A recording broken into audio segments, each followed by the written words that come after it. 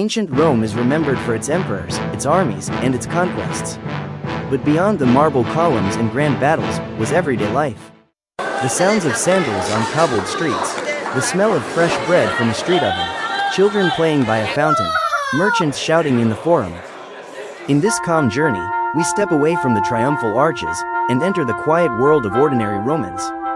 Because to understand the empire, we must first understand the people who lived in its shadow. For most Romans, home was not a palace, it was an insula.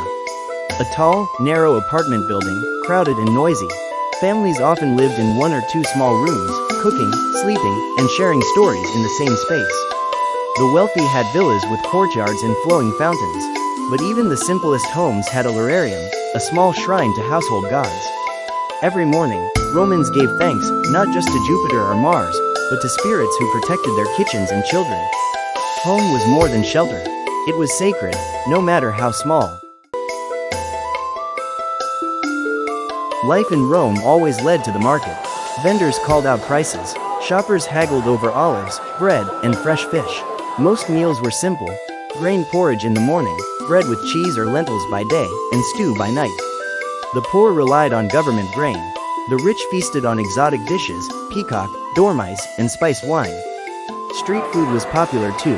Fried pastries, grilled sausages, even takeaway soup. But for most, food was about survival, not celebration. Still, the smell of warm bread and the bustle of the forum made every day feel alive.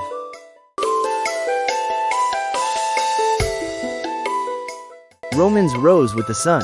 Some were farmers, others craftsmen, bakers, builders, or shopkeepers. Public baths opened early. Children went to school, reading Latin, reciting poems, learning from wax tablets. Slaves did much of the hard labor, but they too had routines, skills, and families of their own. In the afternoon, streets filled with noise, carts rolling, sandals scraping, voices echoing.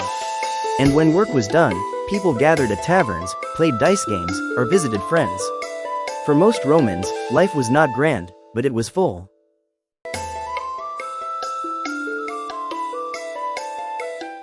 Religion was part of every moment in Roman life. Gods were everywhere, in temples, on street corners, in family homes.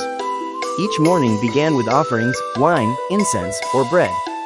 Festivals filled the calendar: Saturnalia, Lupercalia, Parentalia, each with joy, masks, and sometimes mischief. Romans believed in fate, omens, and the power of the stars. But their gods weren't distant, they walked beside them. Even the emperor was worshipped.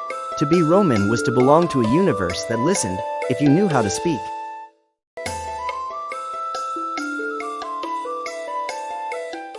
Rome was an empire of armies and emperors, but it was built by people who woke with the sun, broke bread with neighbors, and prayed to gods at the hearth. Their names are lost, their stories are quiet, but their lives shape the world we live in. The empire may have fallen, but its ordinary days still echo in ours. Thank you for joining this calm walk through time. Subscribe to Quietly Historical, where history doesn't shout, it whispers.